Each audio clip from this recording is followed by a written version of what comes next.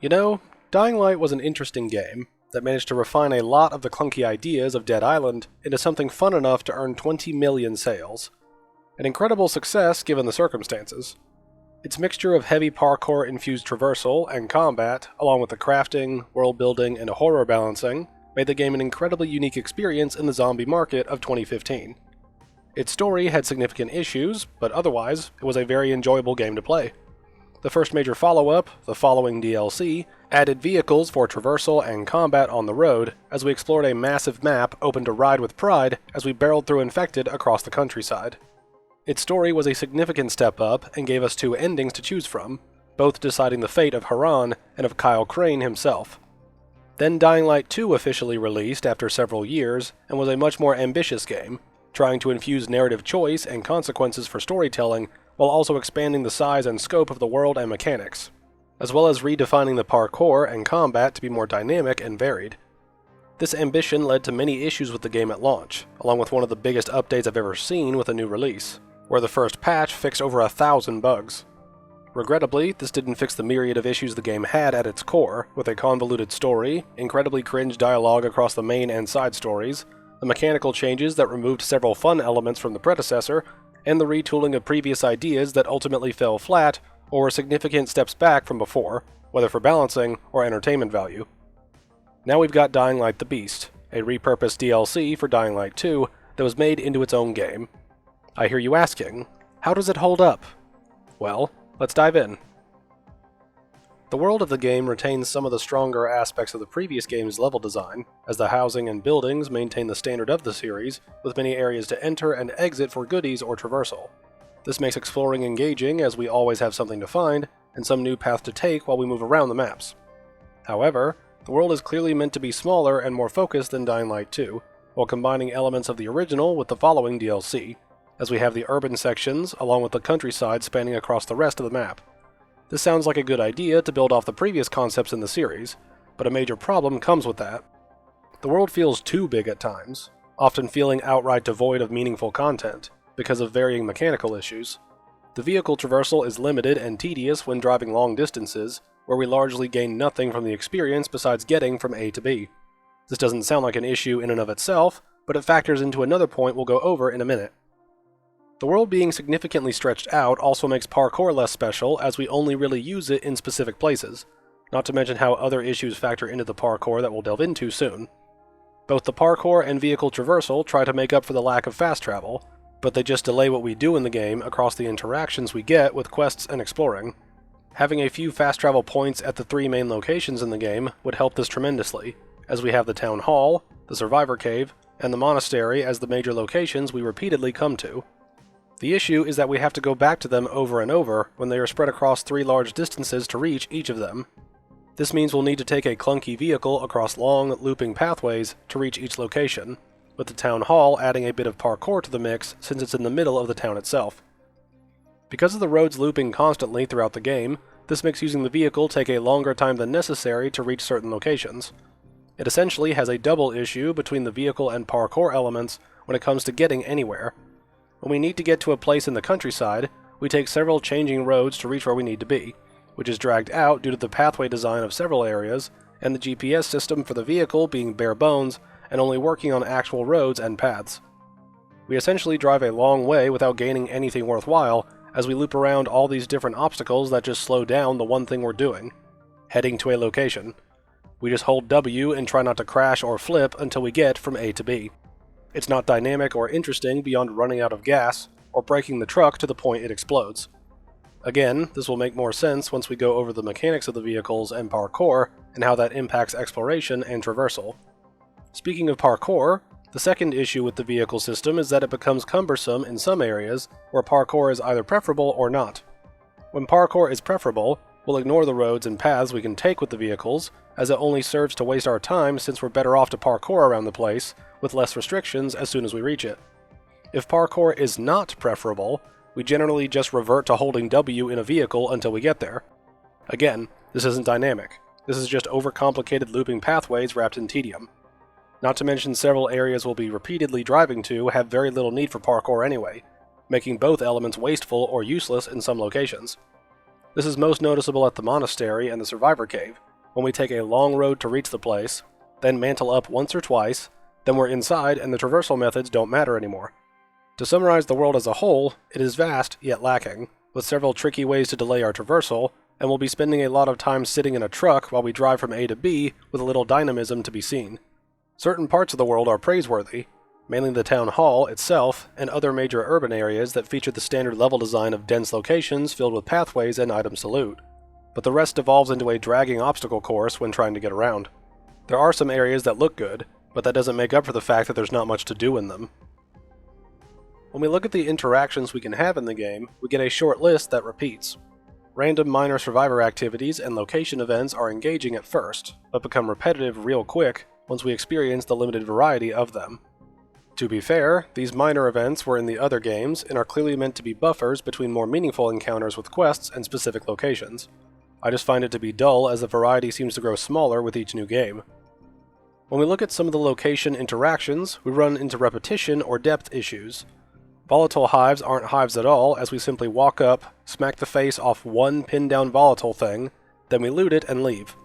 That's it for the encounter. That's all it has to offer. They recharge each night and are good for loot farming, but it also makes it feel like we aren't making a difference in the world when compared to the volatile hives in the following. Clearing those areas were significant challenges to overcome, and were complete areas we have to clear before the volatile count in the world would actually decrease. That's much more engaging and meaningful than beating a thing for loot and then moving on. We already do that with the regular zombies, so why would this be more interesting when it just has more health and better loot? Dark areas don't house volatiles anymore as well, even during the day. This makes these areas easier to access and move around in, but it also decreases the challenge, which undermines the whole reason the dark areas were implemented in Dying Light 2. The Beast also has fewer quests compared to the previous releases, which is saying something when you look at the numbers. The original Dying Light had 15 story missions and over 50 side missions. The following DLC had 11 story missions and over 50 side missions as well. Dying Light 2 has 22 story missions and over 90 side missions.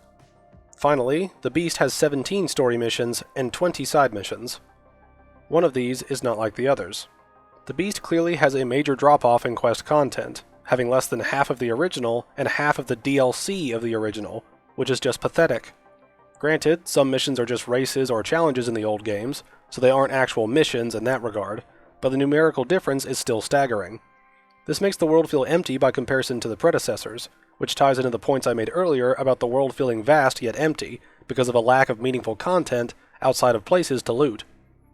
A small praise I can give to the quests in this game is the additional dialogue options we can go through for extra details, and some of the choices we can make in conversation, even if it ultimately leads down the same path. Still, those are small positives to a glaring negative on a severe lack of content, especially when the side content often builds more stable stories than main ones in this franchise. When we look at the actual plot of this story, it's got its share of problems. The first is an obvious one, as the story existing negates one of the endings of the following. This completely undoes the nuke ending where Crane sacrifices Haran and himself to end the virus. Now it's just a glorified set of fanfiction cutscenes. When making a sequel to something, try not to step on your own foot in the process. We also have a very disjointed plot as we drift from one location to the next as Crane tries to get stronger to face the Baron. The progression is very awkward between events, and it feels like we're just going through the motions to get from set piece to set piece before the finale. Going from one place to another to meet people is strung along by Crane's obsession with killing the Baron, but a lot of the main quest is bloated with repetitive missions. Several just end with Crane being stronger after defeating a Chimera, and the Baron never seems to have a meaningful loss throughout the story until we kill him. We don't affect his operation hardly at all, and we just run around in his playpen while killing his experiments. That's really it, as we deal with helping various groups around the area. We just kinda annoy the Baron, until we walk up to his castle to beat him up. Granted, he does try to take out the town hall and find the survivor cave, but nothing comes from those events besides him trying and failing. No follow-up or expansion. He tried once, and then nothing else happens. The only time he actually does something is during the 3 appearances he has. 1 when he experiments on Crane in the intro, 2 when he tries to bury us under a mountain in the middle, and 3 when we run up to fight him during the climax. Getting to specific plot elements of this game, I found the sheriff's betrayal, disappearance, and reappearance largely meaningless beyond padding the narrative for drama. Her betrayal doesn't do anything, as the Baron could have done what he does without her. Her disappearing doesn't affect anything with the overall story, as we don't pursue her, and it doesn't alter the state of the world or our reception by the Town Hall faction. Lastly, her return doesn't matter, as she doesn't do anything meaningful for the rest of the story. In short, this is just soap opera bloat that means nothing and affects nothing. It's all for the drama, and the drama is lame and inconsequential. Another aspect of the plot that annoyed me was the Chimera hunts, where we repeatedly get directed somewhere, have a brief conversation with Olivia, then we kill a thing and get an upgrade. These missions barely do anything besides give random lore dumps centered around a boss fight that can get repetitive, especially when the lore comes out of nowhere. Crane's traumatic experiences were briefly hinted at throughout the game, but don't have any impact because nothing is done with them. The story just says he has PTSD a few times, he loses 2 friends, then he kills the Baron. In actual terms, that's as complex as it gets when it comes to addressing and dealing with his trauma. There was a mountain of potential there to deal with the experiences he's had, but it's all shallow references instead of meaningful details that build to something in the plot. Aiden's inclusion in the story feels like member berries, as he's incredibly replaceable. If we interchange his interactions with a man named Gary, and remove the additional context for what Aiden's been through, nothing about the plot changes. Aiden appears as the beast the Baron is hunting. Aiden explains that the Baron has a hostage that both Aiden and Crane know, Spike. Aiden escapes back to the Baron to save the hostage. Aiden is just around for the ending when Crane follows him to the castle. Now let's replace Aiden with our insert. Gary appears as the beast the Baron is hunting. Gary explains that the Baron has a hostage that both Gary and Crane know, Spike. Gary escapes back to the Baron to save the hostage. Gary is just around for the ending when Crane follows him to the castle. Nothing about Aiden's character matters for this story that demands he specifically be included. The member berries aspect of this just makes it worse. This would have worked far better if Olivia's father was the beast, as he is relevant to the game, its characters, and has been referenced several times as being held against his will by the Baron. We can drop the member berries and get something that actually lines up with this story without dragging Aiden and Spike into this. Speaking of Spike, why was he included just to motivate Aiden to return to the Baron and then get killed off? What was the point? You just killed a character from your previous games just because. The reason? No idea. This is a minor modern dayism, but it's weird that all the good guy leaders and guides are women and only the bad guy is a man. The 2 major female characters, Sheriff and Olivia, betray us just to be redeemed, as the Baron forced them to do it. The named male characters are also the only ones that get killed during the climax and dinner party. It's an extremely minor thing, but it just feels like pandering when the women are strong and conflicted, but the men are just meat sacks awaiting death. Speaking of the dinner sequence, this is one of the most cringe moments in the game, as it's just a round table where the Baron rambles on and on before killing Spike and rando scientists that helped us. Then we break free and start chasing after him. Again. This is not only filled with ultra cringe villain moments, it also destroys the tension of the finale as we start off by storming the castle, then we get subdued and stuck in this dinner sequence, then we get right back to chasing him. What was the point of all this? Just to kill off some characters and throw in a twist of Olivia's betrayal and then double betrayal? This is garbage that just stops us from chasing the bad guy, so we can have a dramatic reveal and then some dramatic deaths before we start chasing him again. Afterwards, the boss fight is tedious as we listen to the Baron monologue while also dealing with an extended boss fight due to his abnormally high health bars in both Phase 1 and 2. Seriously, this is like the worst combination of Rice and Waltz from the prior games. He's got 1 billion HP, he won't shut up, and then we get the ending on top of it where the old GRE woman from the first game appears to reveal the GRE are still a thing. Did the previous game lie to us about their dissolution? Aren't you like 75 years old by this point? The writers are just making it complicated with a dash of memberberry cringe. Overall, the plot is a mess, with several opportunities wasted, and several random nostalgic elements that have no reason to exist or be present in this story.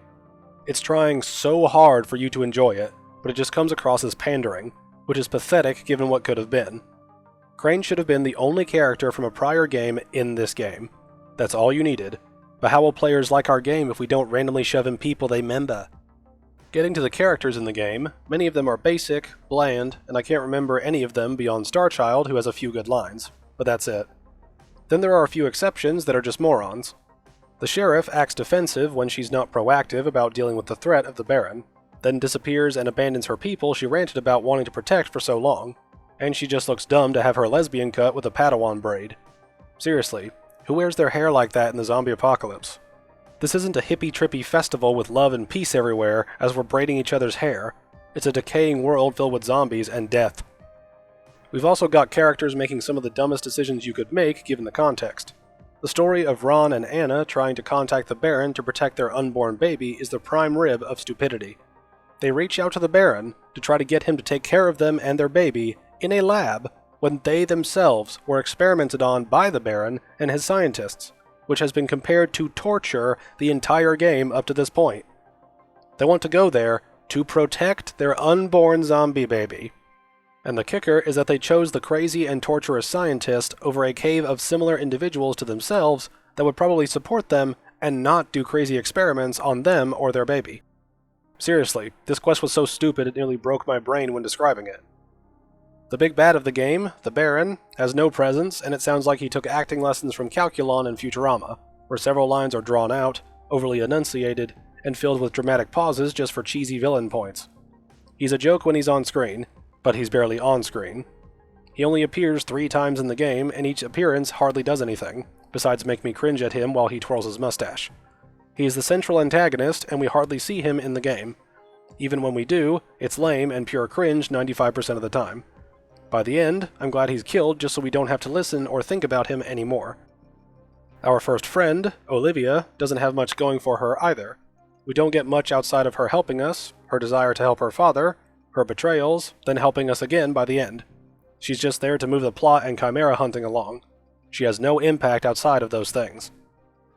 Then we get Kyle Crane being largely detached from the events of this game on an emotional level.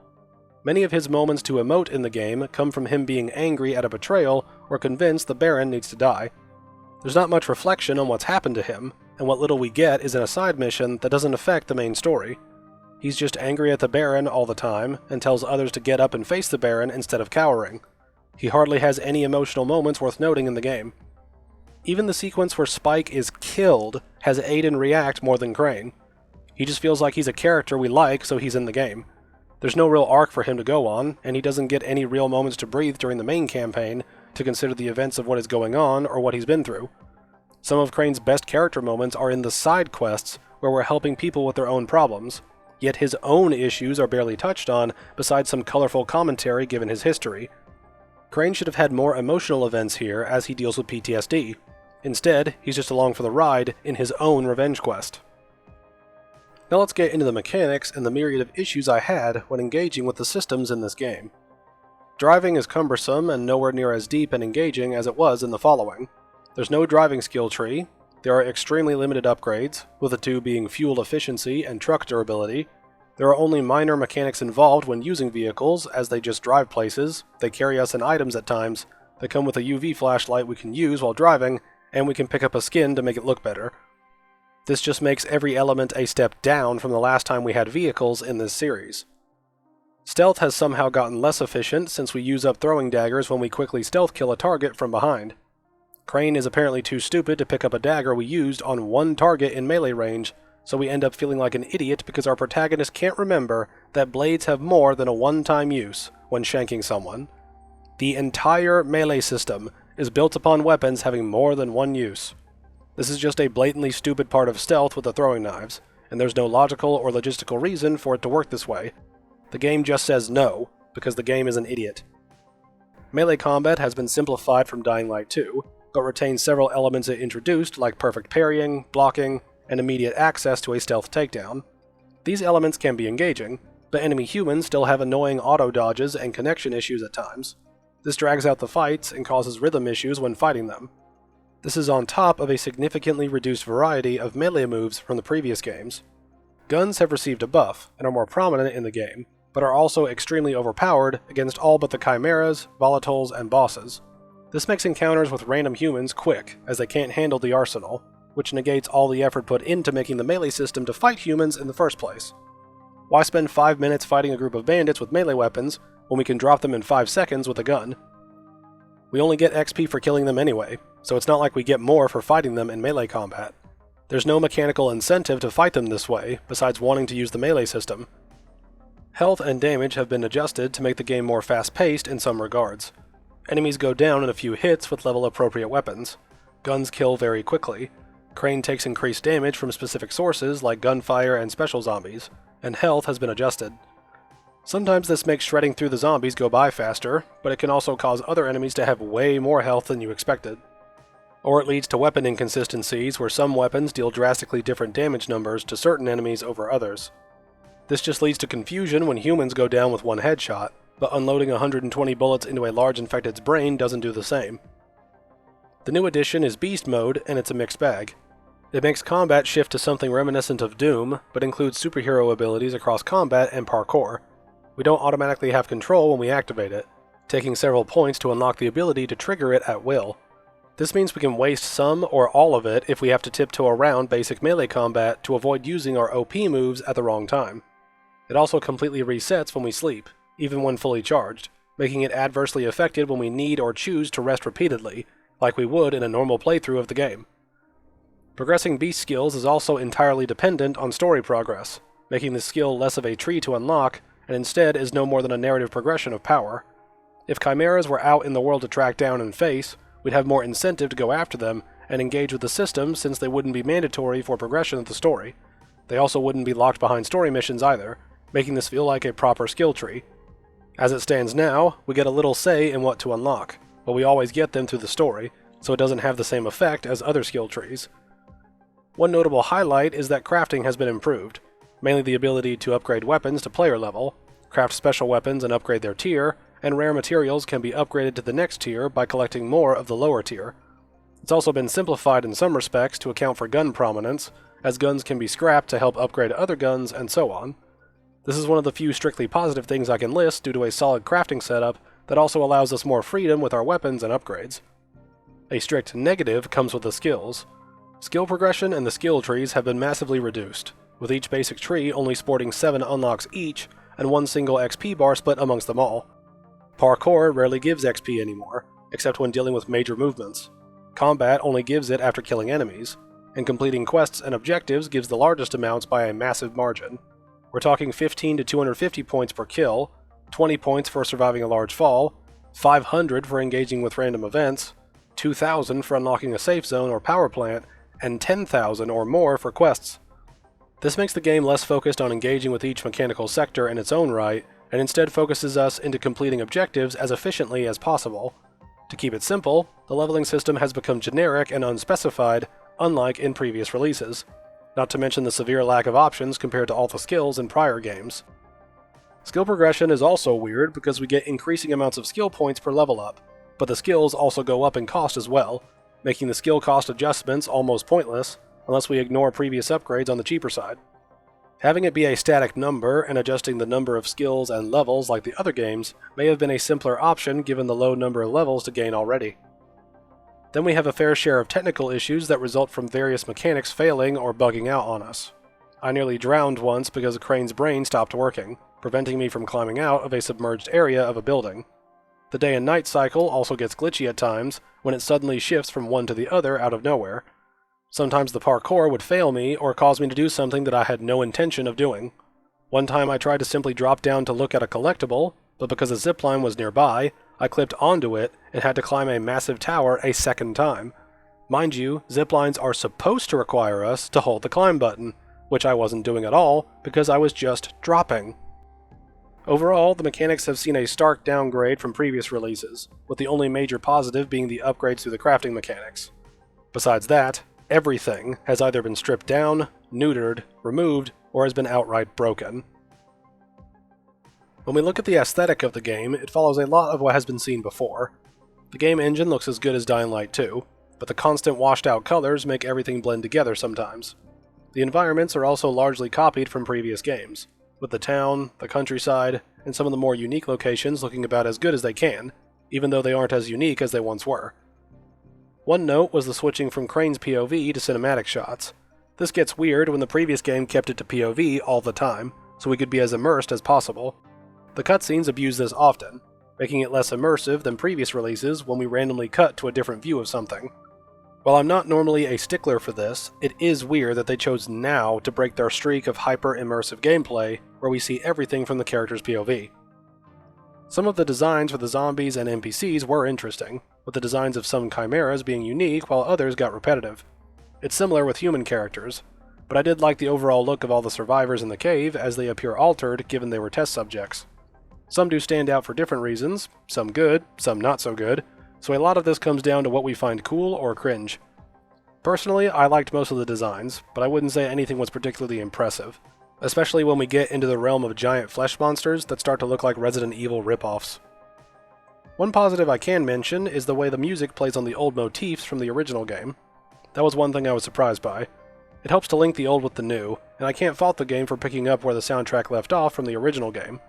Although I don't have very much to say about the soundtrack other than that, I am glad there was at least a conscious effort to continue musical themes from the previous game in Crane's story.